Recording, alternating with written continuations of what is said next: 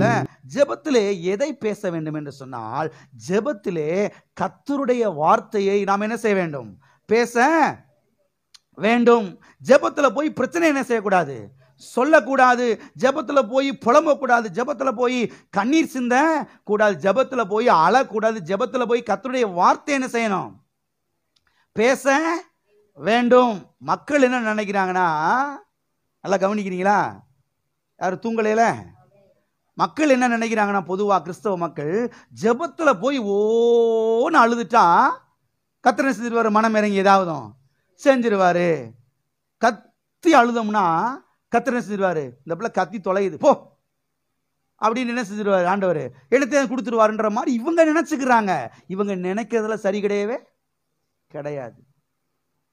ஓன்னு அழுகுது பிள்ளை அப்பாட்ட வந்து. அப்பா என்ன நினைக்கிறாரு? போ பிள்ளை, அழுது தொலையாத பிள்ளை, போ பிள்ளை, இந்த பிள்ளை பிள்ளை போ அப்படின்னு சொல்லி கொடுத்து விட்டுறாரு. இப்ப கண்ணீரை வச்சு யார்கிட்ட சாதிச்சாச்சு? யார்கிட்ட சாதிச்சாச்சு? அப்பாட்ட சாதிச்சாச்சு. ஓன்னு அழுகிறா மனைவி புருஷன்ட்ட, போய் தொலைப்பில்ல, இந்த பிள்ளை போட்டு டார்ச்சர் கொடுத்து போ, எடுத்துட்டு போ. கண்ணீரை வச்சு யார்கிட்ட சாதிச்சாச்சு? இதையே அப்படியே கொண்டு வந்து யார்கிட்ட என்ன செய்ய பாக்குறாங்க? யார்கிட்ட? ஆண்டவர்கிட்ட வந்து இதே மாதிரி அழுதுட்டோம்னா ஆண்டவர்கிட்ட என்ன செஞ்சிடலாம்? பிடிங்கிடலாம், பறிச்சிடலாம். ஆண்டவர் சொல்றாரு, கண்ணீர் அது மாம்சமான ஆயுதம், அது ஆவிக்குரிய ஆயுதம் கிடையாது. உன் கண்ணீரை நான் காண்கிறேனா? நிச்சயமா உன் கண்ணீரை நான் காண்கிறேன். உன் கண்ணீரை துடைப்பேனா? நிச்சயமா கண்ணீரை துடைப்பேன். ஆனா கண்ணீரை வச்சு சாதிச்சலான்னு செஞ்சிடாத, நீ நினைச்சிடாத. என் வார்த்தையை வச்சு நீ சாதிக்கலாம்.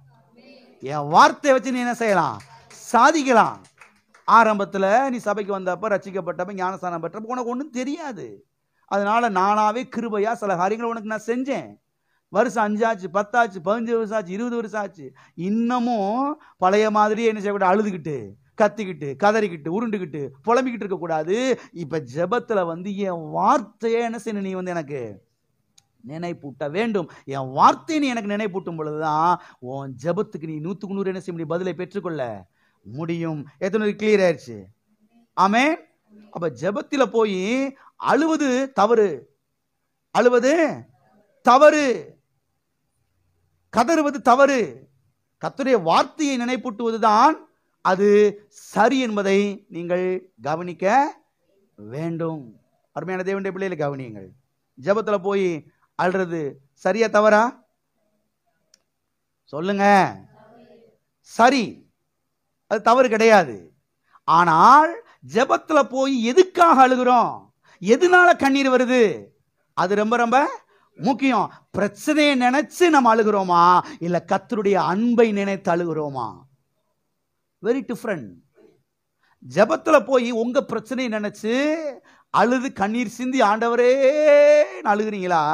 கர்த்தாவே உம்முடைய அன்பை நினைக்கிறேன், உம்முடைய கல்வாரி நினைக்கிறேன், உம்முடைய காயங்களை நினைக்கிறேன்பா, நீர் பட்ட பாடுகள் நினைக்கிறேன்பா, இந்த அளவுக்கு என்ன அன்பு கூர்ந்தீரே, அதனால கண்ணீர் வந்துச்சுன்னா அது என்னதுதான்?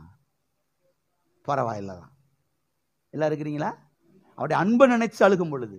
ஆனா பிரச்சனை நினைச்சு அழுதுட்டு போகும் பொழுது அது சரி கிடையவே கிடையாது. அவருடைய அன்பை எண்ணி பார்த்து பாருங்க. நாம் துதிக்கும் பொழுது சில வேளைகளை என்ன செய்யறோம்? நாம் அழுது விடுகிறோம். ஆனால் பிரச்சனை நினைச்சு என்ன செய்யக்கூடாது? அழக்கூடாது. பிரச்சனை நினைச்சு அழுகிறது அது தவறு. அருமையான தேவனுடைய பிள்ளைகளே, அப்ப ஜெபத்துல போய் எதை பேச வேண்டும்? ஜெபத்துல போய் கர்த்தருடைய வார்த்தை என்ன செய்ய வேண்டும்?